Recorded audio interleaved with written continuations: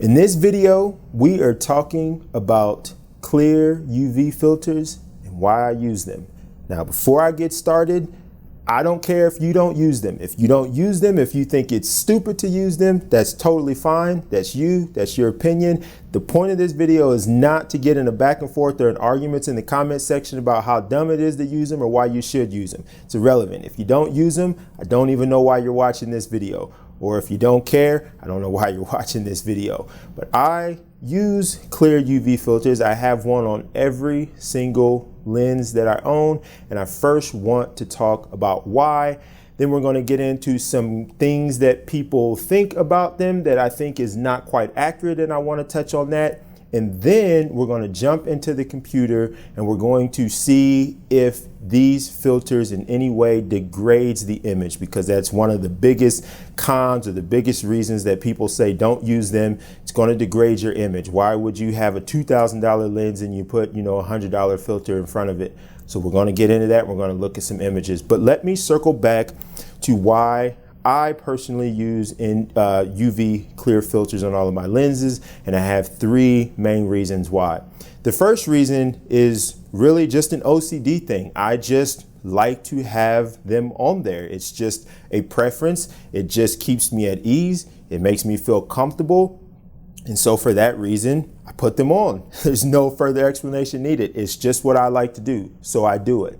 The second reason is, when it comes to cleaning your lenses, most high-end lenses and most lenses in general these days typically have some sort of coating on there, a coating to reduce glare and a coating to make it easier to clean the front element.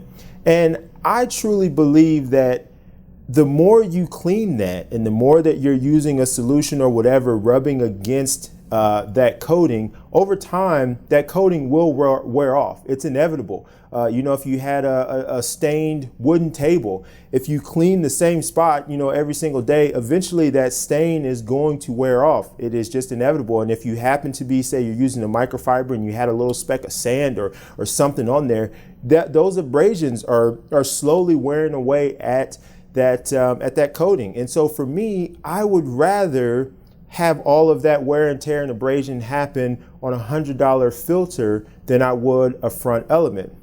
Now, I know in the grand scheme of things, it could take some time to get to that point, so maybe it's irrelevant, maybe it doesn't matter. But for me, I would rather have that happen on a filter than on the front element itself.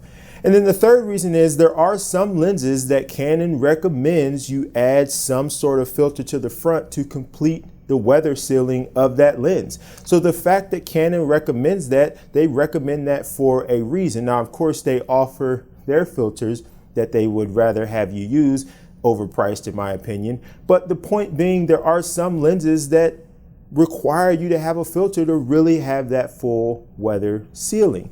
So for those reasons, I have a filter on every single one of my lenses. I want to touch on at least one, maybe two, because I'm thinking of this off the top of my head here. One thing that I definitely want to touch on with filters that you commonly see, you commonly hear, is that I put the filter on my lens to protect my front element. Now you'll notice in my reasons for using them, I mentioned the coating and not wanting to wear away the coating, but I didn't mention that I put them on there for protection. And there's a reason why. I don't find that these really offer any real protection. And the one thing that you'll commonly see or hear is that someone drops their lens and they're like, oh yeah, my filter shattered. It's a good thing I had that on there, because if I didn't, that would have been my front element. I disagree with that in almost all cases. These filters, no matter how good of a filter you get, no matter how expensive of a filter you get, these filters are not going to be as robust and durable as the front element of a lens, at least a higher end lens. They just won't be. I know people who have dropped their lenses element down on concrete with no filter, and that element did not crack, it did not scratch.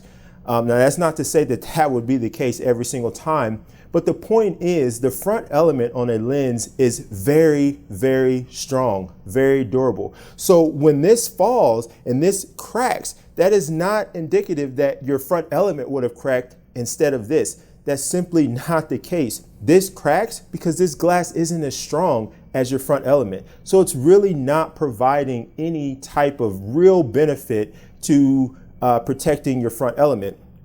Also, what you'll find is if you happen to drop that lens and this thing shatters, what often happens is the part of your lens that this screws onto, it gets bent and it's hard to get these off. And so you have no glass in there and you still have the frame that it's hard to get off of your front element. And so you're trying to take pliers to bend it to get this thing off. And so you encounter more issues, or it cracks and the glass itself actually scratches your front element. Or I've also heard where if you don't have a high quality one, by the way, these are B&W ones and they use brass rings. When you use the cheaper ones that don't have brass rings, you can actually have these filters kind of seize into and get stuck onto your front element. It's hard to get them off. Okay, so don't use these for added protection for your front element. If you want that, I do agree that a lens hood provides much better protection than this ever would, in my opinion. Now, all that aside, I still use them for the reasons that I mentioned, and I take my chances. I have to date never dropped a lens on the ground, and let's hope, let me knock on wood, let's hope that that continues. But for me, the benefits of why I use the filter, in my opinion, outweighs those negatives of what can happen if you drop your lens and things go awry. So for me, that's why I use them. Again, all of mine are B&W. I think it is extra critical to mention that if you're going to use clear filters or UV filters, they're kind of advertised in both ways.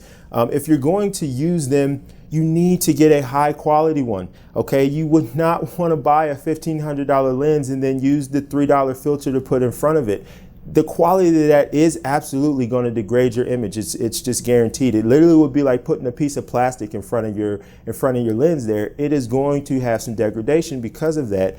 So it is important to make sure that you get a high quality one. So B&W is good. Hoya makes some good ones. Tiffin, they're higher in line. They make some good ones. And there's some other ones, Snyder. There's some other ones that are even more expensive than these. These will run you, depending on the size, anywhere from 40 up to $200.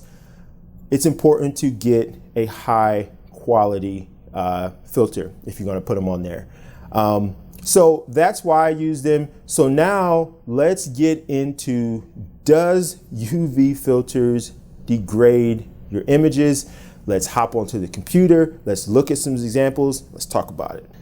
Okay, so we are in Lightroom now. So I basically have 3 sets of images that I want to go over. And I didn't say this previous, but let me say it now, okay?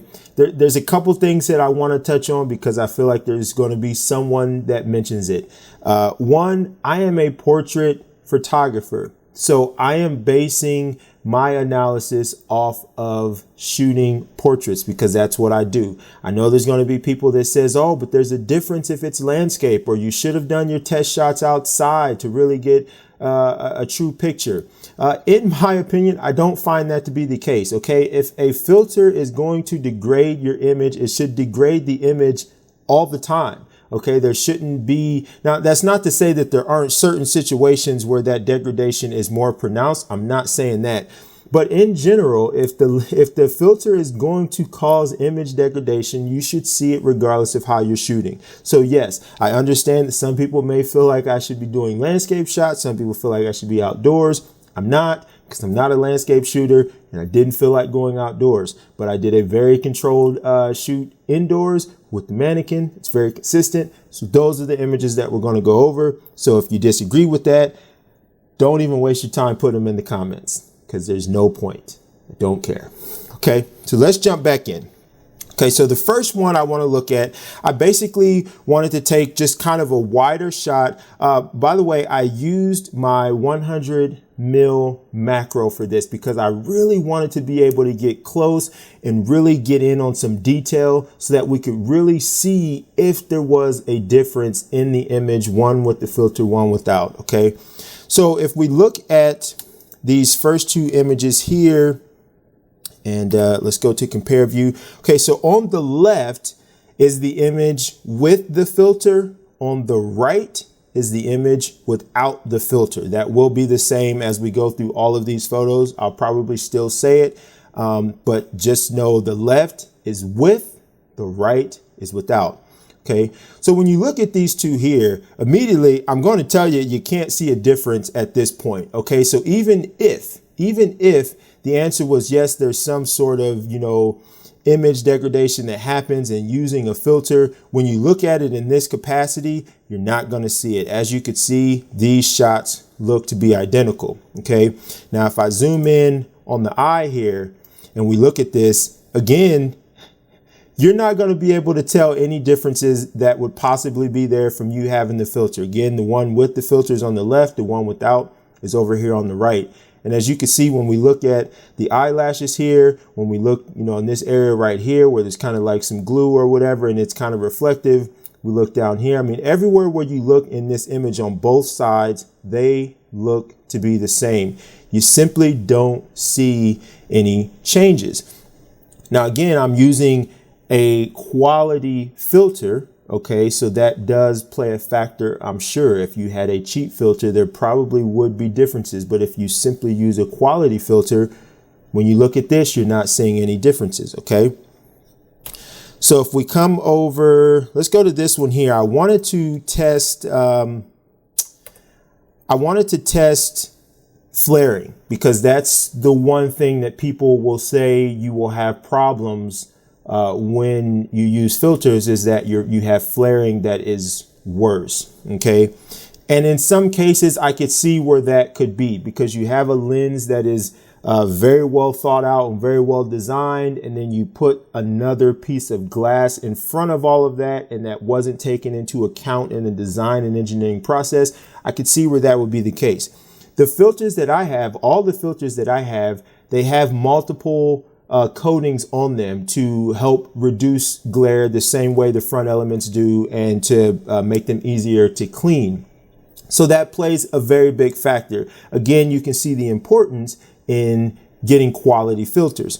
Okay, but if you look at these two images here, and so what I did was I really wanted to put the flare to the test, so I put another speed light right behind the mannequin and flashed it right into the lens.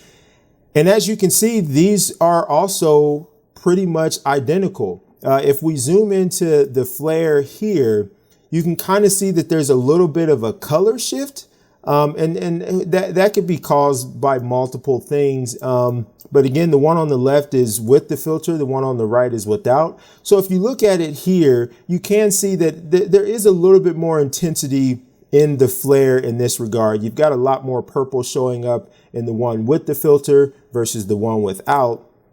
And, when we come kind of look in this area here, I mean, those are pretty similar. When we come right into the flash here and you look at this flare here, those are pretty similar as well. But what you can't see is really any flare items and artifacts in the image with the filter versus the one without. The flare and the positioning and the amount is pretty much the same amongst both images. So again, if there is a difference, which there very well in a minute way very well could be, I'm not saying that these images are 100% identical alike, but what I'm saying is, in a practical use, not pixel peeping, not trying to find any little detail you can that is different from the two images, in a practical use, there's basically nothing to worry about. There's really no image degradation that would be sufficient enough to have any concern in using a filter whatsoever. I tried to introduce some flare coming in from the side. I probably took 50 shots and repositioned the speed light many times to try to get this thing to flare from the side, and I had no luck. I could not get any flare to be introduced when I was doing any side stuff. And I mean, I had the speed light close to the lens, away from the lens, level, high up, coming in from the bottom, and I couldn't get any flare. And again, the filter that I'm using has coatings, the front element had coatings. So the point of that is to help with the flare. So I couldn't really replicate that, but I would imagine that if I could have, I would have saw the same results that I'm seeing thus far. Okay. Now, if we come, let's get off of that. If we come here, and again, this is why I really wanted to use the macro, because I wanted to be able to get in close. And this one is a tad underexposed because this was on the shadow side of the face. But again, you look at these two images and now we're really in close. We have a lot of detail there, and there's just no difference to really be concerned about. Okay, if I zoom in here and we look here. So when we zoom in, and again, this is the one with the filter, this is the one without. So this one, when you're in this close on something like this, you can see that this blade of the eyelash is noticeably softer than this one. Now, to be fair, to be completely fair, I can't say one way or the other if that was a result of the filter or if that was simply the result of minute camera movement. Again, I am shooting macro and I was right up on the mannequin in this case. So, I mean, any movement whatsoever can affect focus. I mean, anyone that shoots macro stuff understands how razor thin the depth of field is when you're shooting macro. And I was shooting at 2.8, I believe. And so obviously the depth of field was extremely thin there. So I can't say whether it was the filter or whether it was movement. I did use a trigger, but you know, I'm moving around, I'm walking, I'm on carpet. So me just being there could have shifted it. That aside, even if we look at that and say, you know, okay, that was because of the filter, when you're looking at this image at a 1:1, it simply isn't noticeable. And that is the thing with a lot of elements that people get caught up on. When you're looking at that image 1:1, when you print that image, you simply don't see it. Okay. When you pixel peep, of course, you find things. That is just the nature of pixel peeping, and you're looking at things at 100% or 200%. You find things. But in the real world, in a practical use, when you look at these two images side by side, you simply cannot notice a difference. Okay. And so the last one, I switched over to another eye just so that, because this one was more lit.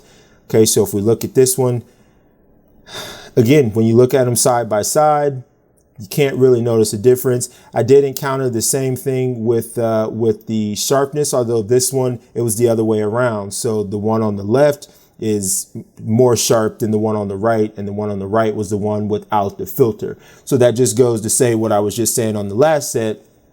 These differences were likely caused simply by a shift in focal plane, just from the camera moving very, very, very minutely.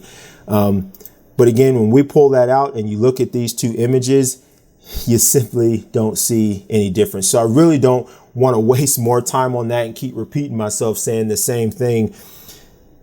To me, the answer when it comes to is there image degradation when you're using a filter, for practicality purposes, to me, the answer is no. Okay. From a technical purpose, from a scientific perspective, from a let me look at it at 100% or 200% perspective, marginally, there may be some sort of image degradation.